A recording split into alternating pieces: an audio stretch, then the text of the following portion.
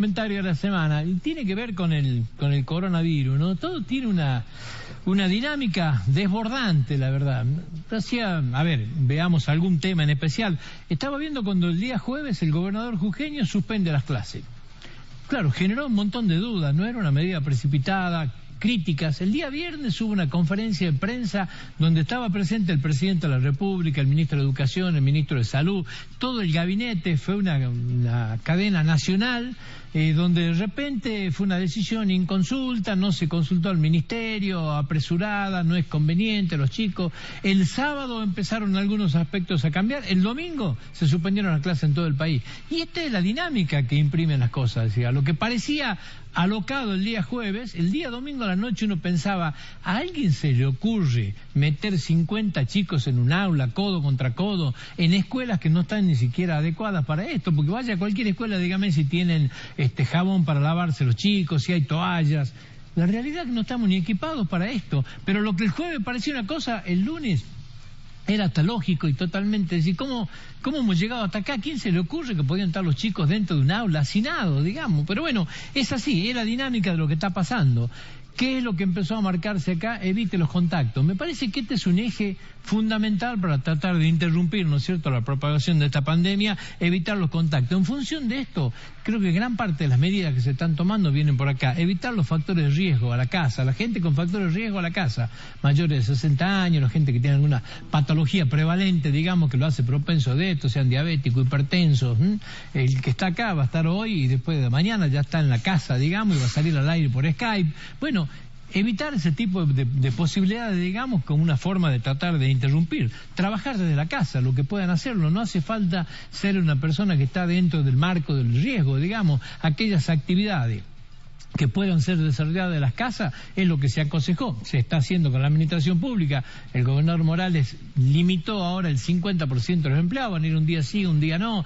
También de esta manera, ¿no es cierto?, invitó al sector privado, que el sector privado avanzó bastante también en el tema. Vamos a hablar de este tema. El sector privado ha tomado real constancia, digamos, de lo que está pasando y han avanzado en distintas o menores medidas de acuerdo al tipo de actividad. A ver, estaciones de servicio, por ejemplo, ahora priorizan cargar nafta, no se atienden los servicios, digamos, en lo mínimo. La gente no va a comprar esto, tiene que parar y tratar de poner el menos personal posible.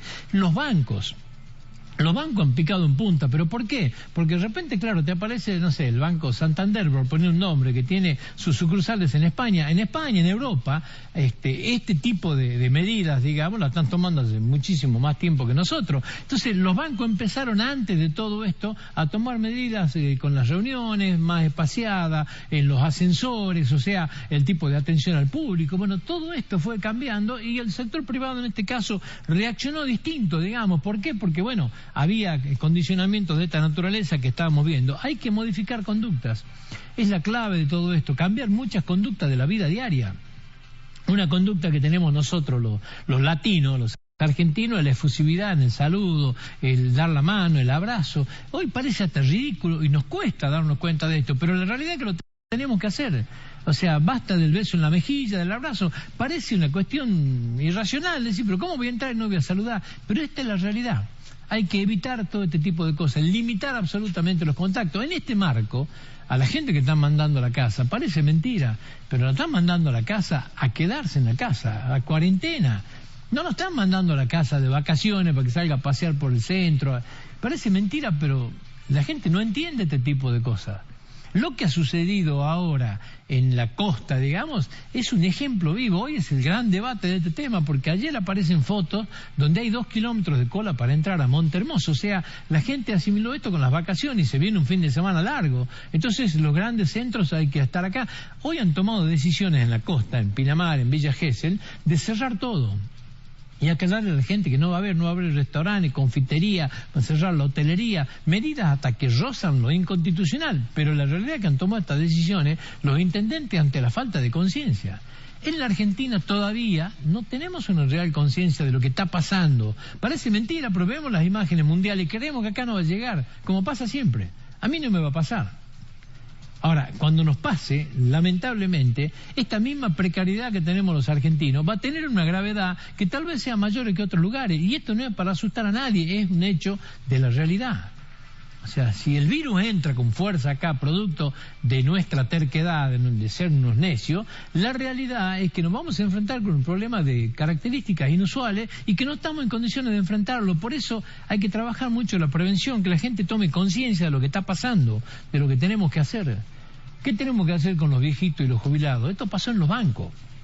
Los bancos, hablábamos de las medidas de seguridad que han tomado, pero ¿con qué se han encontrado? No entran al banco más de tanta cantidad de personas, tratar de que estén espaciados, que no estén muy cerca uno del otro, perfecto. Pero ¿qué pasaba? Teníamos cientos de viejitos hacinados en la puerta, y esto pasa con dos bancos que tradicionalmente pasa esto, y que no es culpa de los bancos. Es una actitud hasta cultural, le decía, llega el día del pago y todos los jubilados están hacinados en el Banco Santiago del Estero y en el Banco Macro. Bueno, es un problema de la familia también.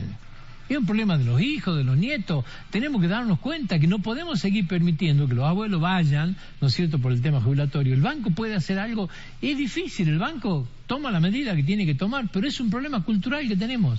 La gente no se acostumbra a la tarjeta de débito, quiere ir, quiere ver el físico, quiere verse cara a cara con el cajero cuando le pagan.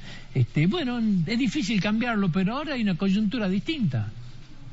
O sea, ahora hay que trabajar sobre esto, y en esto me parece que es la familia. Es lo que tienen que hablar con su papá, con su abuelo, con su tío, y verla, es la familia. O sea, están enfrentando también los argentinos el drama del volver a casa. Es otro de los aspectos. Ayer decía LAN, Líneas Aéreas, que tiene 10.000 personas varadas en el mundo, digamos. No se tiene claro dónde están. ¿Por qué LAN? Y porque LAN tiene su hub de inicio, digamos, en Lima. Lima, Perú, hizo el cierre de ese aeropuerto. Entonces lo que era por ahí la conectividad con todas las escalas se cortó y le quedaron argentinos tirados por todos lados, digamos, ¿sí? Esta es una problemática que hoy se va a hablar, pero enormemente, digamos. Dice que el 70% de los aviones hoy están en tierra, no están volando. Esto genera para la línea aérea pérdidas brutales. Se habla de que el mes de mayo puede ser un mes donde muchas líneas aéreas directamente desaparezcan, no tienen espalda para soportar una situación de esta naturaleza. Han colapsado completamente las líneas aéreas. Reitero este concepto, 70% de los aviones en tierra. Lo peor que le pasa a un avión cuando está en tierra, la forma de ir absorbiendo su costo fijo es volando, evidentemente. Pero claro, de repente se cortó todo y se fueron cortando determinados lugares. Entonces no hay forma, ni por más buena voluntad que tengan las líneas aéreas, de traer la gente de determinados lugares, porque la conectividad, por ejemplo, de la ANA es vía Lima. Lima está cerrado. Ahora, hoy están cerrando todos. O sea, hoy Argentina toma decisiones hasta de limitar los vuelos de cabotaje, o sea, los internos, y de limitar los pasajes de larga distancia en colectivo. Bueno, ante la actitud de la gente a veces hay que tomar medidas de esta naturaleza, digamos, porque no hay forma. Ahora, este tipo de cosas generan problemas, evidentemente. Hay gente que tiene que interrumpir las vacaciones, el viaje, lo que estaba haciendo, y empezar a regresar antes, pero son medidas que tenía que haber tomado antes. No está. Usted hablará del impacto económico. Esto es algo que hoy no se sabe. Realmente no tenemos claro todavía el impacto sanitario, por eso lo económico por ahí es hasta posterior a esto, ¿sí? Pero el impacto económico en el mundo entero va a ser tremendo, va a ser realmente tremendo. Hay números que asustan. Los 2 primeros meses en China, la caída de la actividad económica es igual al 9.2%. ¿Sabe lo que significa en este motor mundial de la economía que caiga su actividad económica en 9%? La actividad industrial de China ha caído un 13.2% entre enero y febrero, en números oficiales que da el gigante asiático. Claro, el simple hecho de parar su economía, de hacer que la gente se quede en su casa, ha significado que los aviones dejaron de volar, el transporte dejó de moverse en su forma habitual, cayó un 80% toda la movilidad. Esto que ha pasado, han dejado de consumir combustible, la caída del petróleo. Claro, mueven el amperímetro del mundo en China, mueven el amperímetro del mundo. De la misma manera, al revés, cuando los chinos empezaron a cambiar su dieta proteica, empezaron a comer algún tipo de carne que son alimentadas soja, han tirado el precio de la soja arriba, y nosotros hemos vivido una panacea de exportaciones de soja china. ¿Por qué? Porque empezaron unos cuantos chinos a comer otras proteínas. Bueno, de la misma manera hoy el efecto que hacen es el efecto exactamente al revés, digamos. La caída de la economía hace que se pierda esto. Ha tenido efecto en todos los casos. Fíjese lo que nos está pasando a los argentinos con el tema de la deuda. Nosotros teníamos La caída de los bonos ha hecho que los papeles nuestros pasen a valer nada. Títulos que tienen un valor nominal de $100 hoy se adquieren en el mercado a $36, $37. Cuando perforaron el límite de los 40, prendieron todas las luces de alarma en el mercado internacional. ¿Por qué? Porque aparecen los fondos buitres a comprar los títulos argentinos. Argentina está cerca del default, aparecen esto. Hoy están los buitres, por eso le llaman buitres, sobrevolando la Argentina. En muchos casos dice ya comprando títulos, ¿no es cierto?, para poder llegar a ese ansiado 25% que impide y traba cualquier tipo de negociación. Vos, para lograr un acuerdo con los acreedores, necesitas el 75% de la deuda. Si los buitres te compran más del 25, no hay forma de llegar al 75, te traban cualquier tipo de acuerdo y te mandan a litigar a Nueva York, que ya tenemos un fallo en contra. Lamentablemente hoy estamos viendo esto en la Argentina. Ahora, ¿qué pasó? Cayeron muchísimo los títulos, no son apetecibles para nadie, salvo para ellos. Por supuesto, la gente empieza a deshacerse de ellos. La posibilidad de llevar adelante una propuesta es cada vez más alta. Primero, que se va a tener que hacer en forma virtual. Ya no se puede, nadie imagina verlo al ministro Guzmán viajando a Nueva York, a Italia o a España. Esto es imposible verlo. Se va a tener que hacer en forma virtual. Lo que se pensaba hacer en marzo ya pasa para abril. Todo el tiempo esto va jugando en contra, lamentablemente, pero hoy está pasando. O sea, hoy hay caídas históricas en la soja, el trigo y el maíz. Se está negociando la soja a $301, esto es día de hoy, digamos, a $183 el trigo y a $139 la tonelada de maíz. Este es el valor de negociación. ¿Qué ha pasado con nuestros agricultores? Se han encontrado con suba en las retenciones y caída en los precios. Esta caída hoy ya supera en el año el 13%. Y a esto agréguele una mayor presión impositiva, un caldo de cultivo ideal para que pase cualquier cosa. Lo que pasa es que es tan fuerte el impacto del coronavirus que la bronca del campo y la crisis que significó el paro de la semana pasada han quedado ahí como en el olvido, digamos. Pero la realidad es que está el tema latente y se ha profundizado el problema por la caída de los precios. Hoy hay un informe, yo lo hablaba a la mañana en la radio. Las empresas líderes que cotizan, de acuerdo al verbal, ¿cuál es el valor de las acciones de ellos? O sea, este es el valor que tienen de cotización de las acciones, ¿sí? Le podemos llamar, se llama el valor bursátil, digamos. O sea, estas son todas las acciones que están emitidas, este es el valor de la acción, esto vale la empresa, el valor bursátil. O sea, si viene alguien y compra todas las acciones, bueno, este es el valor, ¿sí? Es una forma de tener una valoración de lo que son las empresas. Desde el día 3 de marzo, y aquí voy a leer un poco para no equivocarme, desde el día 3 de marzo a hoy, estas empresas que cotizan en el Merval, que son las empresas líderes argentinas, han perdido 6.385 millones de dólares de su cotización producto de la crisis internacional.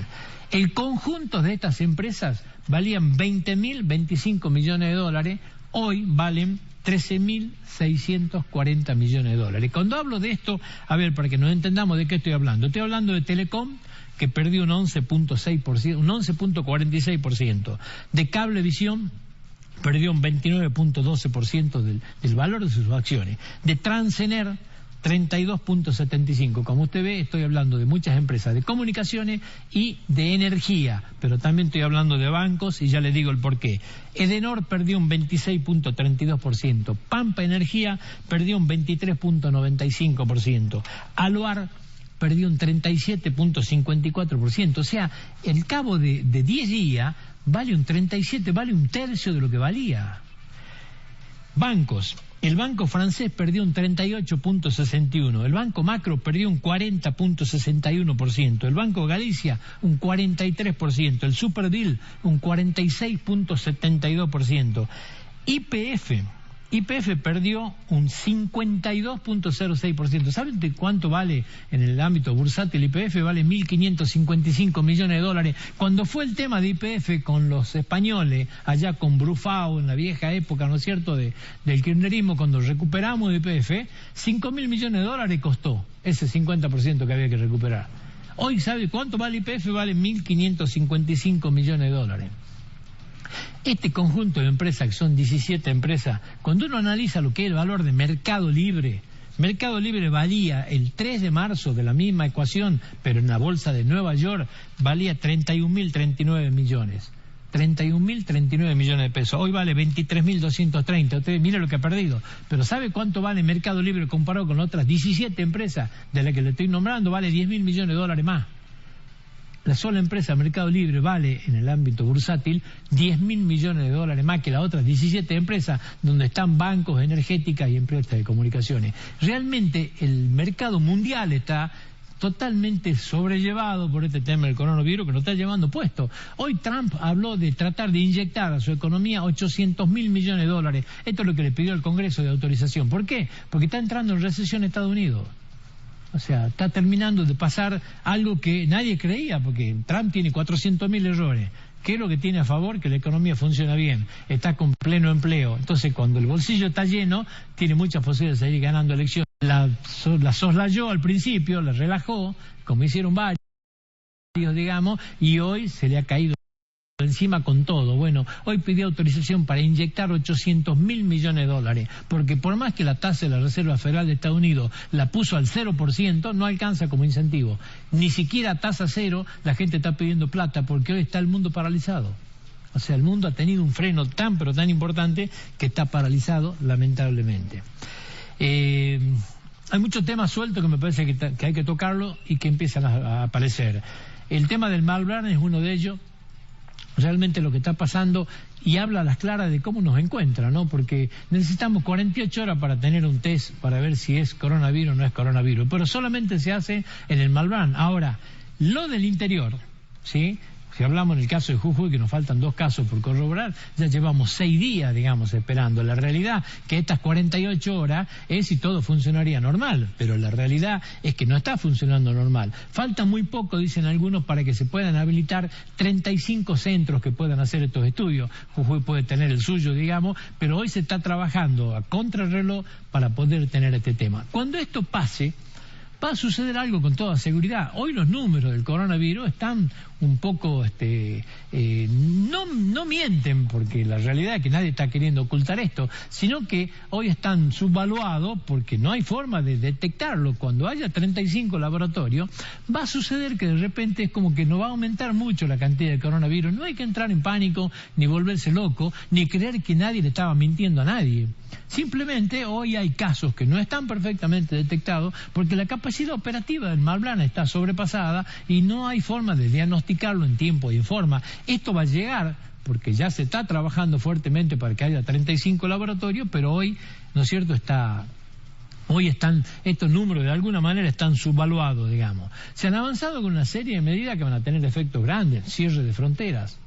Cierre de frontera va a tener efecto grande en el comercio de frontera. Evidentemente que esto va a impactar en ciertas regiones. El impacto económico llega a todos los lugares. No vaya a creer que estoy hablando que el impacto económico es solamente esta empresa que hemos nombrado recién del Merval. El impacto económico es para usted, para mí, para ese pequeño, de esa persona que es un empleado público y sale a hacer sus changas los fines de semana en el torneo de veteranos vendiendo cerveza gaseosa y haciendo un choripán. O sea, acá lo sienten todo, hay una paralización. Y lo que es peor, esta gente, digamos, de esta economía social que vive de changa, porque la economía informal en la Argentina es tremendamente grande, es por ahí la gente que menos puede defenderse. O sea, es a la que es más difícil llegar. Por eso están tomando algunas medidas que tienen que ver con aumentar la asignación universal por hijo. Dice que va a haber algún incremento salarial para los que menos ganan. ¿Ven la forma de llegar con paliativos de esta naturaleza? Va a haber medidas que posiblemente la anuncien hoy en forma definitiva de paliativo a las pymes, a las pequeñas empresas, postergarle vencimientos. Sí, se ha caído la actividad económica, en algunos casos al 100%. La parte económica la está pasando muy mal, pero creo que hay que tener... O sea, estamos en una pandemia, esta pandemia nos obliga a... No estamos de fiesta, los chicos no están de vacaciones, o sea, usted me dice, ¿y qué hacemos con los chicos? Pero ese es otro problema, y absolutamente menor al que estamos enfrentando si el virus entra en su casa. Hay que entenderlo de esta manera, no estamos en un momento donde se pueda soslayar nada, hay que tomar todos los recaudos, hay que ser lo máximo serio posible, y hay que trabajar con una firmeza absoluta en esto, no puede haber ningún tipo de error en el tema. Vamos a volver sobre esto, vamos a comenzar en minutito nada más con el doctor Pablo Jure. Yo tengo 2 temitas menores que, bueno, supera todo, ¿no es cierto?, lo del coronavirus, por ahí 2 temas menores. En la semana que pasó renunció el doctor Pablo Vaca. Esto, yo pensaba, ¿qué efectos va a tener? Digamos, hay en algún aspecto que tener un efecto inmediato y en otro mediato. El inmediato, el tema del juicio político, o sea, ante la renuncia del doctor Pablo Baca, el juicio político deviene en abstracto, digamos, esto no va a continuar evidentemente. Ahora, ¿qué pasa con el pedido de intervención a la provincia de Jujuy? Entonces, ¿cómo impacta esta renuncia de Pablo Baca en el pedido de intervención? La primera expresión por ahí que tuvo el bloque del PJ, yo leí una información que largó el presidente del bloque del PJ, no sé si es la opinión del bloque tampoco, pero la firmaba como presidente, es que esto debe seguir, que nada cambia. La verdad, en este momento me pareció muy poco oportuno la expresión del bloque del PJ, o mejor dicho, la expresión del diputado Beleizam. Porque en este momento, por ejemplo, el Poder Legislativo, yo no sé qué piensa, si va a parar, si no va a parar, ninguno se ha expresado, no hay nada. ¿Les parece realmente que la gente está pensando en esto hoy? Sinceramente, me da la sensación por ahí que la política cree que es el ombligo del mundo, que todo el mundo está pendiente de ello y viven en una cápsula, o sea, trabajan sobre un microclima, que creen que todo el mundo está viendo lo que están haciendo ellos y la realidad es que hoy a nadie le importa lo que están haciendo ellos. Sinceramente, o sea, me parece que hay que recapacitar, ¿sí? Mandar un comunicado de eso en el momento en que está viviendo la gente, la verdad, me parece que es falta de ubicación. Hay que sentar, yo no sé qué va a hacer el Poder Legislativo, por ejemplo. ¿Va a trabajar, no trabajar? ¿Qué hacen con los empleados? El Poder Judicial de Jujuy ayer dictó una resolución donde hoy daba día inhábil. Si ayer ya conocíamos que la Corte de Justicia de la Nación había declarado inhábil hasta el 31. La Corte bonaerense lo mismo. Hoy, en medio de este día inhábil que no trabajaba el Poder Judicial de Jujuy, salió la resolución de hasta el 31 también. ¿Alguien pensaba que mañana podía trabajar la justicia jujeña en este marco? Sinceramente. O sea, no entiendo. Y el Poder Legislativo todavía no sé qué piensa, digamos, o sea... Pero bueno, cosa. IPAMI, han nombrado los delegados de PAMI en Jujuy. Francisco Rodríguez y Juan Manuel Esquivel, el gerente operativo. Dos personas, Juan Manuel Esquivel lo conozco, fue diputado provincial. Francisco Rodríguez no lo conozco, dice que trabajó en la Cámara de Senadores, Cámara de Diputados y estuvo trabajando en Tucumán en un ente recaudador. Ninguno de los dos, reitero, no hablo de la persona ni las cualidades personales porque las desconozco. A Juan Manuel Esquivel sí lo conozco y me parece una buena persona, pero no tiene nada que ver esto. Ninguno de los dos tiene ningún tipo de conocimiento en materia de salud. O sea, honestamente me sorprendió las designaciones porque creo que no tienen ningún antecedente en materia de salud. Que lo conozca o no lo conozca no tiene nada que ver. Porque acá vinieron también, que no lo conocíamos, el doctor Palumo y el doctor Urbani al Instituto del Seguro de Jujuy, y no lo conocíamos ninguno, pero hicieron una de las mejores gestiones, si no la mejor, junto con el contador Antonio Benito Puente. Pero eran hombres de la salud, o sea, venían con pleno conocimiento. Acá, la verdad, no conocen nada de este tema, ¿sí? Una designación, dicen algunos que el doctor Francisco Rodríguez, el contador Francisco Rodríguez fue una designación del senador Snopek. La gerencia operativa Juan Manuel Esquivel fue Milagro Sala, digamos, la que pechó para este tema. Sería designado Mendieta en el ANSES también, dice la semana que viene, hombre de Carolina Moisés. Bueno, empiezan a cubrirse los cargos nacionales, digamos, vamos a ver qué es lo que pasa. Pero reitero, me da la sensación, y esto no es personal, no quiero que se enoje ninguno de los dos, pero que no tienen ningún antecedente en materia de trabajo en salud. Pero bueno, es la política. Nos vamos a la pausa, cuando volvamos estamos con el doctor Pablo Jure.